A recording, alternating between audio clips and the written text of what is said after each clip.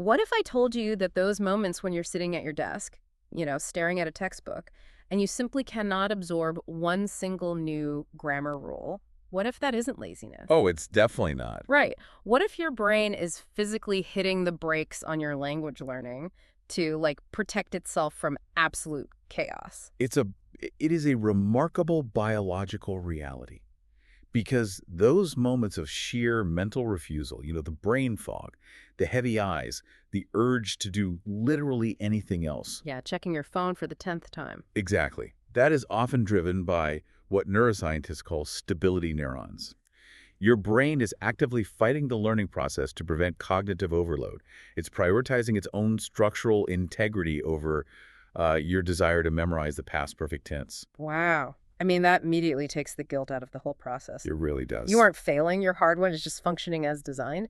So, to everyone listening as the third person in the room with us today, welcome to the Dale English Class channel. Glad to have you here. Yeah, and if you're joining our community today, and hey, be sure to hit like, subscribe, and share this with a friend so you never miss these sessions. We're answering a massive question today. We're unpacking the entire journey of learning English. And it is quite a journey. It is. We're pulling from a huge stack of research today. We've got neuroscience reports, linguistic guides from Cambridge, and even some really fascinating Turkish academic studies on student burnout. Yeah, the Rumelidi and wages studies, really Right. eye-opening stuff. Exactly.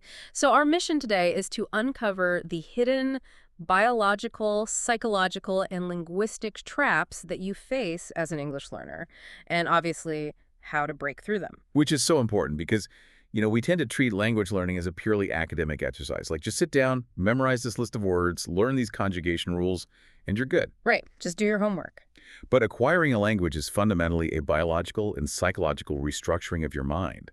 I mean, you're asking your brain to build entirely new neural pathways from scratch. Which means we really have to start by looking at the physical hardware we're working with, right? Because a lot of learners ask why it feels so uniquely punishing to learn English as an adult. Oh, absolutely. We know children are basically little language sponges, but what exactly is happening under the hood when we try to do this at, say, age 20 or 30 or 50? Well, children have this massive biological advantage, which is neuroplasticity. Their brains are highly adaptable. They eagerly rewire themselves to just, absorb the surrounding environment. Right, they just soak it up effortlessly. But the research shows that this intense, effortless neuroplasticity significantly drops off after age 18. So learning a language as an adult literally requires forcing the physical structure of your brain to change. Wow. And your brain, just as a biological organism, naturally resists that massive expenditure of caloric energy. So, as you mentioned at the start, those stability neurons will randomly pause this rewiring process. They just pull the emergency brake. Exactly. They demand a slowdown to maintain order and conserve energy. I picture the adult brain as this perfectly well-organized, massive filing cabinet. You've spent decades organizing it in your native language. You know exactly where every file is. That's a great way to look at it. Right. And then suddenly you start shoving all these new, weirdly shaped English files into it.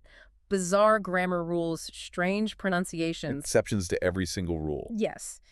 Eventually, the cabinet just jams. It literally locks its drawers to protect your existing, perfectly good native language files from getting corrupted by the new data. And if we take that filing cabinet analogy a step further, it explains why English specifically causes so many of those jams. Because people constantly wonder why English is so hard for foreigners to master, right? Exactly. And the answer lies in the shape of those files. English is famously not a phonetic language. Oh, don't get me started. I mean, knowing how to spell an English word gives you almost zero guarantee that you know how to pronounce it, and vice versa. It relies incredibly heavily on homographs. Those are words spelled the same but with different meanings, right? Right. And different pronunciations, like a tear in your eye versus a tear in your shirt. And the idioms, oh my gosh. You can look at a phrase like, it's raining cats and dogs, know the dictionary definition of every single individual word in that sentence, and still have absolutely no clue that it just means heavy rain. You really can't deduce the meaning logically. No, you just have to swallow it whole and memorize it. And then from a purely structural perspective, English also presents these specific phonetic nightmares depending on your starting point. Like what? Well, take consonant clusters. If your native language is Mandarin, you're going to struggle immensely with sequential consonants that don't have vowels between them. Oh, like SC, SK. Exactly, or ST. Think of the mouth gymnastics required for a word like strength. Strengths. Yeah, that's brutal. It's a single syllable, but it has complex consonant clusters on both ends. Mm. Meanwhile, if you look at native Spanish speakers, they often struggle with English vowels. Because Spanish is more consistent. Yeah, Spanish has a highly static, very consistent vowel pronunciation system, whereas English vowels, they constantly shift their sound depending on their neighboring letters. Okay, so if the brain is physically resisting this rewiring after age 18, and the language itself is full of these structural traps and weirdly shaped files, is formal classroom learning actually fighting a losing battle against our own biology? It's a totally fair question. Because, I mean, are we making it harder by sitting in a room just staring at a whiteboard? Well, neuroscientists and linguists increasingly suggest that, yes, purely formal, rigid lessons do actually fight our biology. Wait, really? So the traditional classroom is working against us? In many ways, yeah. Your brain evolved over millions of years to pick up familiar sound patterns naturally from the environment through context, not by analyzing verb conjugation charts. Right, early humans weren't doing flashcards. Exactly. Or- And this is why immersion is so highly recommended. Immersion aligns with how the brain actually wants to process auditory information. It relies on pattern recognition rather than, rote memorization. So living in that tension between what your brain organically wants to do and what a textbook is forcing it to do, I feel like that leads directly into the most notorious trap for learners. Oh, the plateau. Yes, that massive wall known as the intermediate plateau. You reach a point where you know enough to, order a coffee, navigate an airport, survive a basic conversation, but you feel completely, utterly stuck. The intermediate plateau is universally recognized in the literature, and it almost always stems from the massive, highly frustrating gap between your receptive competence, which is your passive vocabulary, and your productive competence. Your active vocabulary. Exactly. The research tracking second language learners shows that passive vocabulary is consistently 2 to 4 times larger than active vocabulary. 2 to 4 times, that's huge. It is. So you can comfortably read a novel or listen to a podcast or watch a movie, but the moment you open your mouth to actually speak, you feel like a toddler. I always compare it to the difference between hearing a song on the radio and instantly recognizing the melody versus having to sit down at a grand piano and play that entire song from memory. Perfectly. In front of an audience. Right. Passive vocabulary is just recognition, but active vocabulary is live performance under pressure. It requires a completely different neurological pathway. And listeners might be wondering, well, how many words do I actually need to know to get past this plateau? Yeah, what's the magic number? Linguistic data from Cambridge University Press sets the threshold for confidently moving to an advanced level at a core vocabulary of about 5,000 to 6,000 words. Okay, that doesn't sound impossible. No. But the critical, often missed distinction here is that those must be 5,000 to 6,000 active words. Ah, not just ones you recognize. Right. Words you can summon instantly in conversation. Which introduces the trap our sources call the illusion of learning. Because a student will spend like an hour on a flashcard app, close their phone, and confidently say, I learned 40 new words today. But they didn't. No.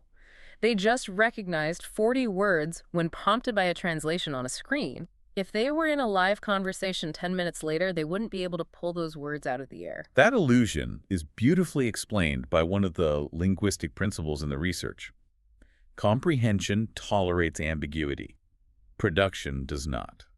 I love that quote. Comprehension tolerates ambiguity, production does not. Break that down for us. Think about the mechanism there.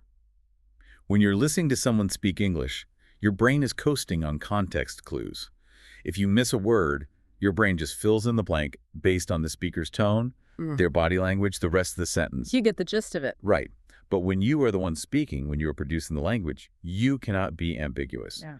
You have to instantly retrieve the exact word from your mental filing cabinet, format it with the correct tense and grammar, and physically pronounce it correctly. All in real time. All in real time. And that heavy processing burden explains why so many learners on the plateau complain that they sound, bookish or robotic. Yes. They feel like they're calculating math equations in their head before they speak, rather than just talking naturally. They sound bookish because they're building sentences word by word from scratch, kind of like snapping individual Lego bricks together. Right. But native speakers do not do that. Native speakers use prefabricated chunks and conversational routines. An analysis of the CAN code corpus, which is 5 million words of spoken English, found that the most common 6-word chunks are fixed phrases. Like what kind of phrases? Things like, do you know what I mean? Or Mm. at the end of the day. You don't assemble those phrases brick by brick.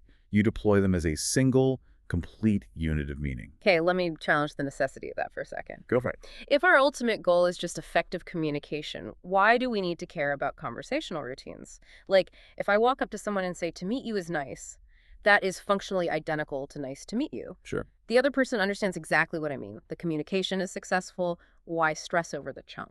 Because language is not just an exchange of raw data, right? It's an exercise in cultural belonging. This goes back to linguists like Wardhaw.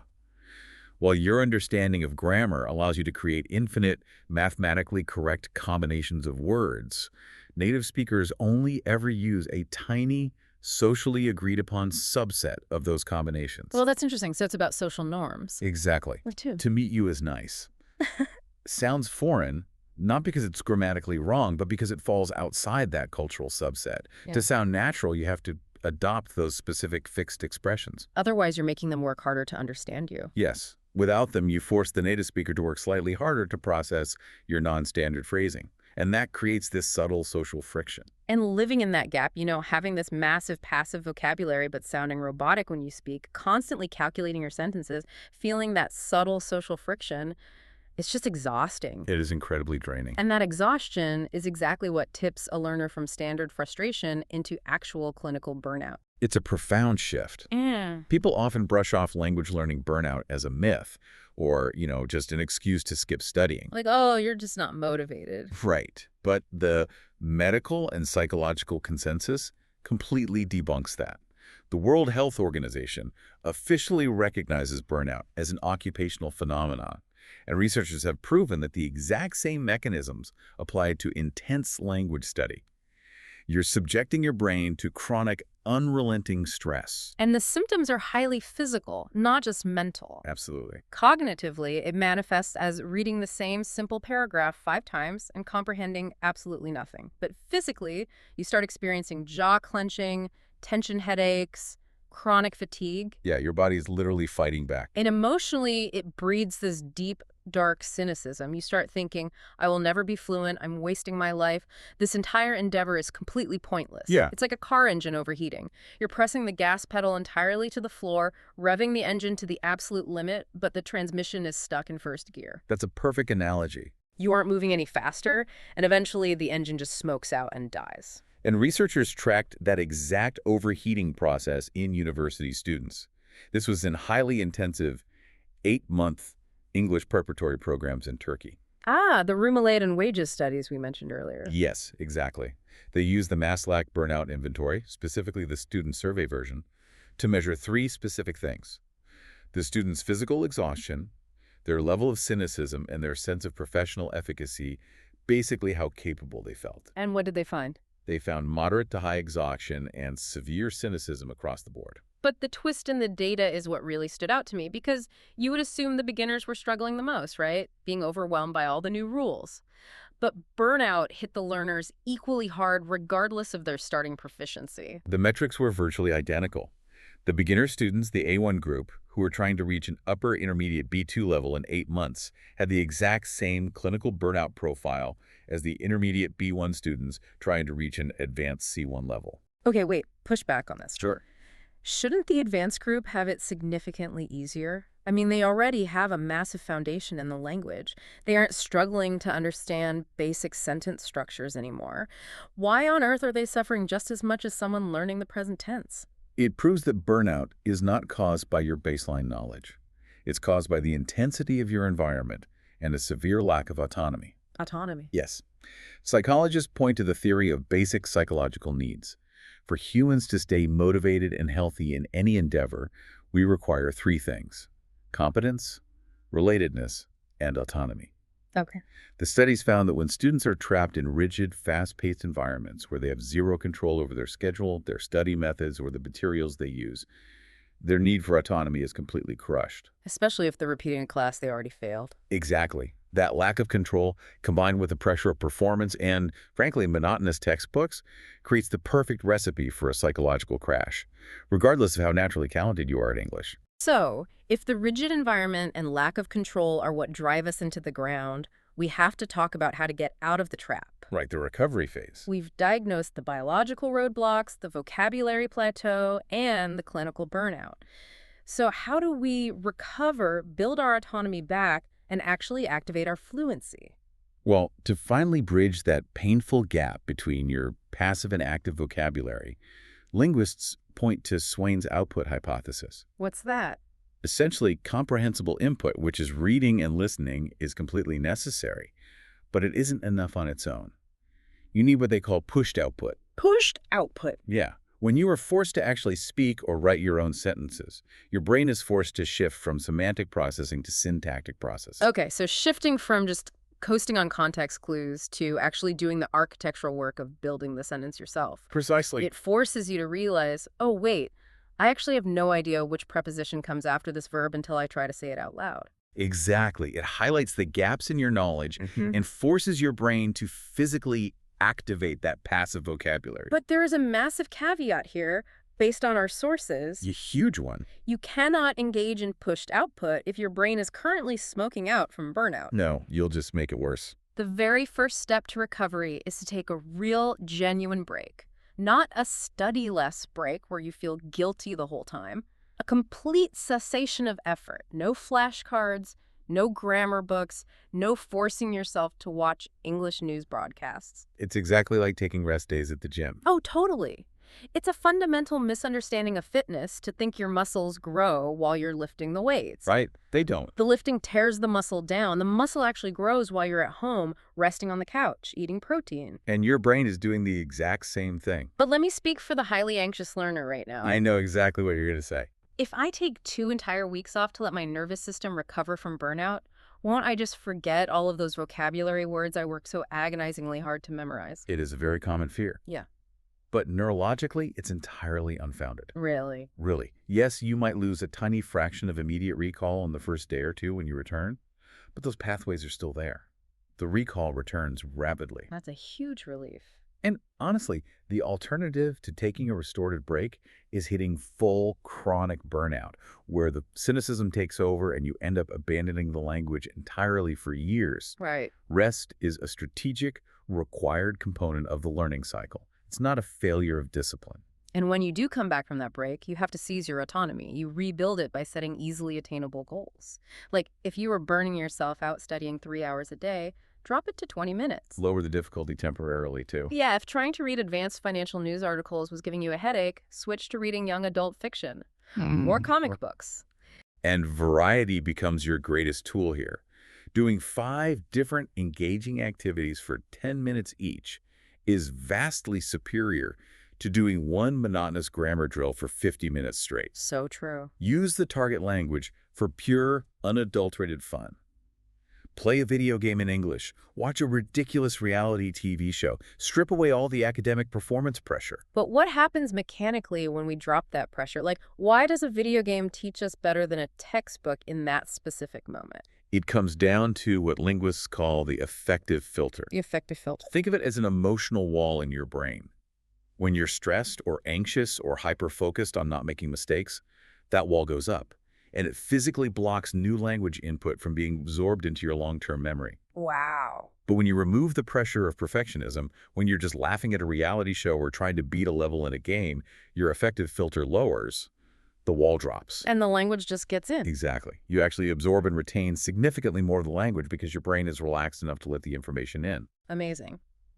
So, to bring this massive journey together for you, the listener, we started by understanding that you are not lazy. Your brain literally has stability neurons that hit the brakes on neuroplasticity to protect your mental filing cabinet.